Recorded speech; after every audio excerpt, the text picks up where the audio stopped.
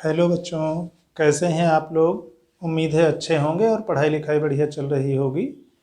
कक्षा 12 भौतिक विज्ञान की आज की क्लास में हम लोग संधारित्रों पर कुछ आंकिक प्रश्न हल करेंगे, संधारित्रों के संयोजन पर। देखिए, इसके पहले हम लोगों ने पढ़ा है संधारित्रों के दो प्रकार के संयोजन, श्रेणी क्रम संयोजन और समांतर क्रम संयोजन। श्रेणी क्रम संयोजन में आवेश सब पर एक समान रहता है, विभव बंटता है और तुल्य धारिता 1/c बराबर 1/c1 प्लस 1/c2 प्लस इस तरह होती है। समांतर क्रम संयोजन में सभी संधारित्रों की एक प्लेटें एक जगह पर, दूसरी सभी प्लेटें दूसरी जगहों पर जुड़ी होती हैं और सभी संधारित्रों के सिरों के बीच वोल्टता नियत रहती है, वो स्रोत के वोल्टेज के बराबर होती है और आवेश बढ़ता है। समांतर क्रम संयोजन में समांतर क्रम संयोजन में तुल्य धारिता C बराबर या CE, ई फॉर इफेक्टिव या इक्विवेलेंट कह सकते हो, वो C1 plus C2 plus C3 जो भी संधारित्र जुड़े हैं उन सब की धारिताओं के योग के बराबर। हम लोग कुछ प्रश्न देखते हैं संधारित्रों के संयोजन पर। अभी जैसे एक प्रश्न ये है, यूपी बोर्ड परीक्षा में 2002 में आया था, छोटा सा है पर थोड़ा सा ध्यान देना था इसमें। प्रश्न है कि धातु की 4 एक समान प्लेटों में प्रत्येक का एक ओर का पृष्ठ क्षेत्रफल a मीटर स्क्वायर है। यानी धातु की 4 प्लेटें हैं, उनका पृष्ठीय क्षेत्रफल एक साइड का, एक सतह का a है, मीटर स्क्वायर है, SI मात्रक में दिया है। ये प्लेटें वायु में एक दूसरे से d मीटर दूरी पर चित्र के अनुसार जुड़ी हैं, इस चित्र के अनुसार जुड़ी हैं। ये ऊपर ये प्रश्न का हिस्सा है और नीचे हल है। तो मालूम क्या क्या है, 1 2 3 4 प्लेटें हैं, प्रत्येक प्लेट की एक सतह का क्षेत्रफल a मीटर स्क्वायर है। इनके बीच की दूरी यानी 1 से 2, 2 से 3 या 3 से 4 के बीच की दूरी d है और ये प्लेटें वायु में रखी हुई हैं। हमें निकालना यह है कि इस बिंदु A और इस बिंदु B के बीच तुल्य धारिता कितनी होगी। ध्यान देना इस चित्र में, इस चित्र को हम लोग इस चित्र के तुल्य बना सकते हैं। आप गौर करो, अगर हम 1 और 2 से मिलकर के कहें कि एक संधारित्र बना है, ठीक, एक संधारित्र में एक प्लेट 1 जुड़ी है A से, 2 जुड़ी है B से। यहाँ हमने यही किया है, एक संधारित्र में 1 जुड़ा है A से, 2 जुड़ा है B से, ठीक। फिर दूसरे संधारित्र 3 और 4 से मिलकर के अगर आप कहो दूसरा संधारित्र बना है, तो 3 और 4 में 3 जुड़ी है B से ना, 3 वाली जुड़ा है B से और 4 नंबर वाली प्लेट जुड़ी है A से। तो आप इस जो चित्र बना है, इस चित्र को इस चित्र की भांति बना सकते हो। और जब आप ऐसा कर सकते हो तो समझ लो ये 1 2 से मिलकर एक संधारित्र बना और 4 और 3 से मिलकर दूसरा संधारित्र बना। इस संधारित्र की 1 और 4 प्लेटें A पर, 2 और 3 प्लेटें B पर जुड़ी हैं, यानी एक प्लेटें एक स्थान पर, दूसरी प्लेटें दूसरे स्थान पर जुड़ी हैं। तो यह समांतर क्रम संयोजन हुआ। इस प्रश्न में मुख्य यही देखना था कि इस चित्र को हम कैसे ये समझ सकते हैं कि ये दो संधारित्रों का समांतर क्रम संयोजन है। तो हल में बस वही हम लोगों ने लिखा है कि यह व्यवस्था ये जो चित्र में बना है इसके तुल्य होगी। अब चाहे आप 1 2 से मिलकर बने संधारित्र की बात कहो या 4 3 से, ये बना जो संधारित्र है दोनों की धारिताएं समान होंगी क्योंकि प्लेटों का क्षेत्रफल बराबर है और उनके बीच की दूरी बराबर है। समांतर प्लेट संधारित्र की धारिता का सूत्र हम लोगों ने लिखा है ε0 A/d। तो इसका भी चाहे कहो चाहे इसका कहो तो उसकी धारिता ε0 A/d हो जाएगी। A मीटर स्क्वायर में था, d मीटर में था। अभी ε0 का मान रखने की आवश्यकता नहीं है क्योंकि हमें A और D के मान नहीं पता है, तो छोड़ देते हैं। अदरवाइज SI मात्रकों में 8.85 × 10⁻12 लिख सकते थे। अब यही इतनी धारिता इसकी, यही इतनी धारिता इसकी, ये दोनों समांतर क्रम में जुड़े हैं, तो इनकी तुल्य धारिता क्या होगी, यानी A और B के बीच में तुल्य धारिता क्या होगी, इनके और इनके समांतर क्रम संयोजन के बराबर होगी। तो अतः इनके समांतर क्रम संयोजन की तुल्य धारिता CE, E का मतलब इक्विवेलेंट आप कह लो, तुल्य धारिता इस प्रकार होगी कि CE बराबर C1 प्लस C2 यानी यहाँ दोनों हमारे C और C ही हैं, तो ये प्लस ये दोनों जुड़ गए यानी 2C, और C का मान कितना था ε0 A/d, जो कि एक समांतर प्लेट संधारित्र की धारिता है। तो इस प्रश्न का ये छोटा सा हल था। मुख्य इसमें यह ध्यान देना था कि 1 यहाँ से जुड़ा है, 4 यहाँ से जुड़ा है, 2 और 3 B से जुड़े हैं, 1 और 2 से एक संधारित्र बनेगा, 3 और 4 से दूसरा संधारित्र बनेगा। ये इसके साथ समांतर क्रम में है। मुख्य ये बात इस प्रश्न में ध्यान देनी थी। अगला प्रश्न देखते हैं। ये दूसरा प्रश्न है, 7 संधारित्र जिसमें प्रत्येक की धारिता 1 माइक्रोफैरड है, एक ऐसी आकृति में जोड़े जाते हैं कि उनकी तुल्य धारिता 5/11 माइक्रोफैरड हो जाए। गणना कर प्राप्त कीजिए कि समांतर क्रम व श्रेणी क्रम में कितने कितने संधारित्र रखे जाएं ताकि वांछित धारिता प्राप्त हो सके। ये प्रश्न यूपी बोर्ड परीक्षा में 2003 में आया था। उसके बाद भी इससे मिलते जुलते इसी तरह अंक बदल करके कई बार आया है। देखिए दिया क्या क्या है, एक तो 7 संधारित्र हैं, प्रत्येक की धारिता 1 माइक्रोफैरड है और इस तरह से हमको मिश्रित क्रम में जोड़ना है कि 5/11 माइक्रोफैरड तुल्य धारिता प्राप्त हो जाए। एक बार फिर से ध्यान दिला दें, देखिए ऐसे प्रश्नों के लिए लगाने का कोई एक निश्चित सूत्र नहीं होता, ट्राई एंड एरर मेथड, बस प्रयास करते रहिए अलग अलग तरह के संयोगों के साथ। जब आपको वांछित धारिता प्राप्त हो जाए तो समझ जाइए कि यही हमारा वांछित उत्तर है। तो एक बार तो पहले हम देखते हैं कि अगर, हाँ एक सूत्र और ध्यान रखिएगा, जब हम श्रेणी क्रम संयोजन की बात कर रहे थे तो वहाँ हम लोगों ने कहा था कि अगर सभी एक समान धारिता के संधारित्र हैं, n संधारित्र हैं, अगर हम उनको श्रेणी क्रम में जोड़ते हैं तो तुल्य धारिता C/n हो जाएगी। क्यों? 1/c बराबर 1/c1 + 1/c2 + 1/c3 इस तरह। अगर C1 C2 C3 सब C के बराबर हैं तो मान लो तुल्य धारिता CE है तो 1/CE बराबर 1/c + 1/c + 1/c इस तरह n बार, यानी n/c। यह है 1/CE, तो CE क्या हो जाएगा? C/n, इसका उल्टा।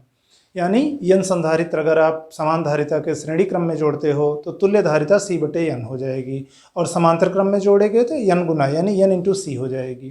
तो अभी पहले हम देखते हैं कि अगर हम सातों संधारित्रों को श्रेणी क्रम में जोड़ लें, यदि सभी संधारित्र श्रेणी क्रम में हों तो तुल्य धारिता मान लो C' कह रहे हैं तो इस प्रकार होगी कि C' बराबर C/n। C यहाँ क्या है? 1 माइक्रोफैरड जो प्रत्येक संधारित्र की धारिता है, तो 1/7 माइक्रोफैरड आएगी और ये न्यूनतम मान है, ये 5/11 उससे तो थोड़ा ज़्यादा है। तो फिलहाल इस स्थिति में तो नहीं काम चलेगा कि जब हम सबको श्रेणी क्रम में जोड़ें।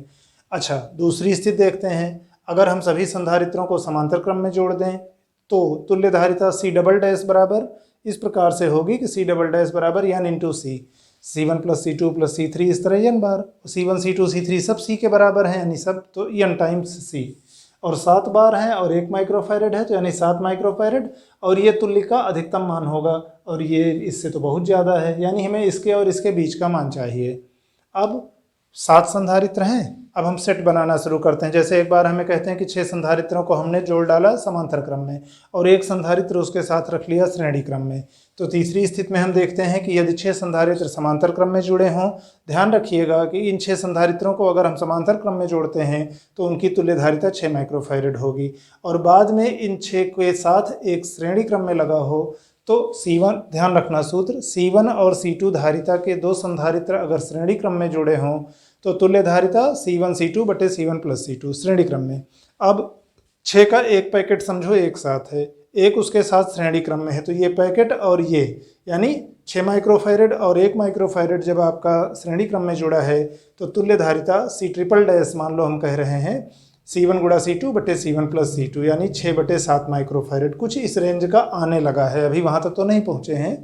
अब हमें टोटल 7 संधारित्र है ना, तो 6 + 1 हो गया। अब 5 + 2 देखते हैं। हमने कहा था कि इसमें केवल गणना द्वारा प्राप्त करना है, इसका कहाँ शुरुआत में ही कहीं लिखा, गणना द्वारा प्राप्त कीजिए कि कितने कितने संधारित्र कैसे जोड़ने हैं।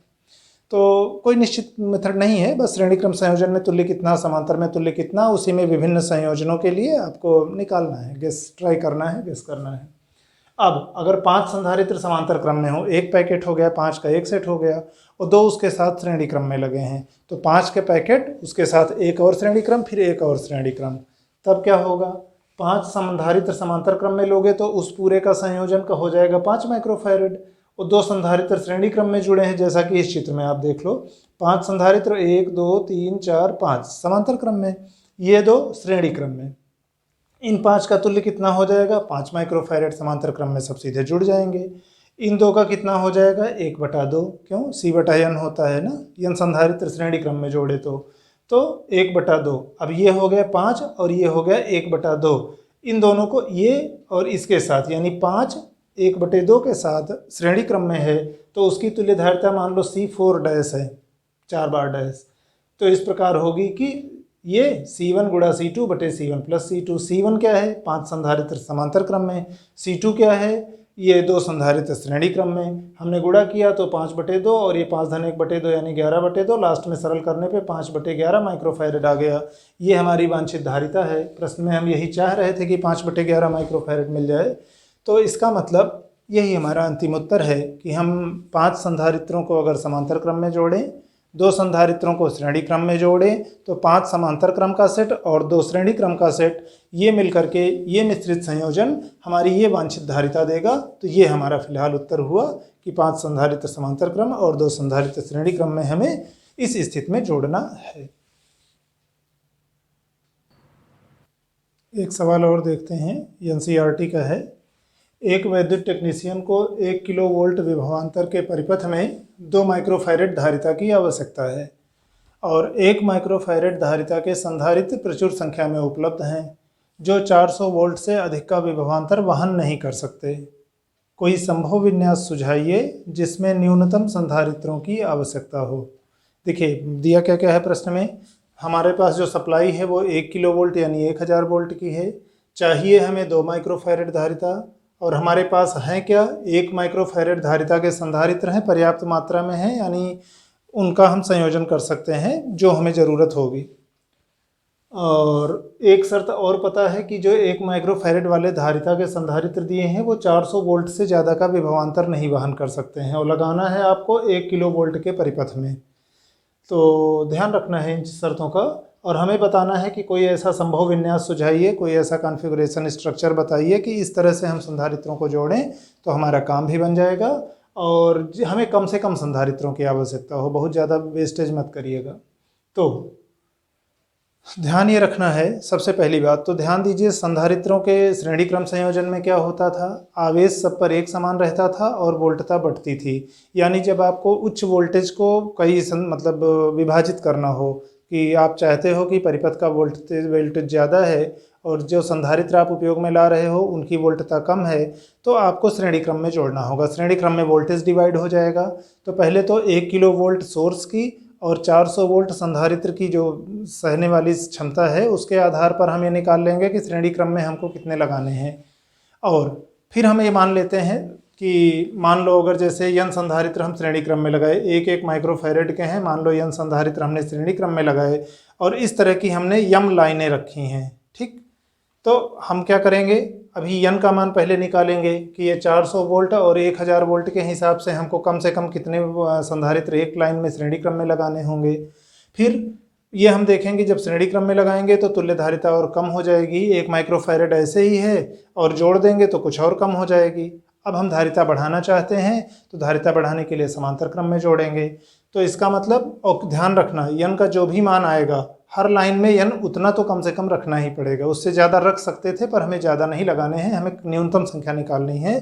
तो एक तो हम निकालेंगे कि श्रेणी क्रम में कितने लगेंगे, फिर तुल्य धारिता चूँकि घट गई है और फाइनल हमको चाहिए 2 माइक्रोफैरड, यूज करना है 1 माइक्रोफैरड का, तो इस श्रेणी समांतर क्रम में जोड़ते चले जाएंगे, धारिता बढ़ती चले जाएगी, देखते हैं क्या होता है। तो मान लेते हैं कि न्यूनतम संधारित्रों की जो हमें आवश्यकता है वो कैपिटल एन है, एन फॉर नंबर। अब अगर एक पंक्ति में, इस वाले में, लाइन में, रो में यन संधारित्र श्रेणी क्रम में हों और ऐसी स्मॉल एम पंक्तियां समांतर क्रम में जुड़ी हों, तो यन संधारित्र श्रेणी क्रम में है और ऐसे ऐसे यन संधारित्रों की जो लाइनें हैं वो यम है, 1 2 3 4 5 6 इस तरह यम तक जो भी आएंगे। तो कुल संख्या हमारे कितनी हो जाएगी, कुल कितनी लाइनें हैं और एक लाइन में कुल कितने संधारित्र है, यम गुणा यन। अब निकाल लेते हैं पहले यन को। तो श्रेणी क्रम में चूंकि वोल्टता विभाजित होती है, अतः स्मॉल यन हम कम से कम कितना रखना पड़ेगा, 1000 वोल्ट है, 400 वोल्ट तक ले जा सकते हो, भाग दोगे तो 2.5 आएगा यन का मान, और संधारित्र तोड़ के तो हम आधा रख नहीं सकते हैं, तो 2.5 का मतलब 3 लगा लेंगे संधारित्र। 2.1 भी आता तो भी हमको 3 लगाना पड़ता, कोई ऐसा नहीं है कि 2.5 को हमने निकटतम में पूर्णांकित किया है।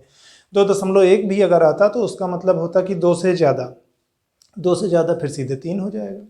तो फिलहाल यहाँ पर पूर्णांक में अगर हम देखें तो स्मॉल एन का मान 3, यानी हमको प्रत्येक लाइन में 3 संधारित्रों को श्रेणी क्रम में रखना होगा, ठीक। और प्रत्येक, अब इस तरह से देखें तो हर एक पंक्ति की धारिता कितनी हो जाएगी। n संधारित्र अगर श्रेणी क्रम में जुड़े हों तो तुल्य धारिता C/n होती है। 3 संधारित्र श्रेणी क्रम में जुड़े हैं तो एक की धारिता 1 माइक्रोफैरेड है तो 1/3 माइक्रोफैरेड हो जाएगी 3 संधारित्रों के श्रेणी क्रम संयोजन में धारिता। और इस प्रकार की यम लाइनें जुड़ी हैं, इसमें भी 1/3, इसमें भी 1/3, इस तरह से यम बार 1/3 हुआ है। समांतर क्रम में क्या होता है, सीधा उतना जुड़ जाता है। तो ऐसे यम पंक्तियों की जो धारिता समांतर क्रम में जो जुड़े हैं वो C" अगर आप कह रहे हो तो यम टाइम्स C'। एक लाइन की जो धारिता है उसका आप यम गुना कर दो। एक लाइन की धारिता 1/3 पता है, यम निकालना है। ये वाला वांछित जो मान है 2 माइक्रोफैरेड पता है, मान हमने रखा, 3 इधर गुणा में चला आया तो यम बराबर 6 हो गया। यानी हमें कुल मिला के कितना लगेगा, इस तरह की 6 लाइनें चाहिए। एक लाइन में 3 संधारित्र श्रेणी क्रम में और ऐसे 3 संधारित्रों के श्रेणी क्रम की 6 लाइनें, यानी कुल आवश्यक संधारित्रों की न्यूनतम संख्या हमें चाहिए 6 × 3 यानी 18। इस प्रकार से काम चल जाएगा। तो आज के लिए अभी इतना ही। इसके बाद अभी हम लोग कुछ और प्रश्न हल करेंगे संधारित्रों के संयोजन पर, तो उसको अगले वीडियो में देखते हैं। तब तक आप लोग अपनी तबीयत का ध्यान रखते हुए पढ़ाई लिखाई करते रहिए। धन्यवाद।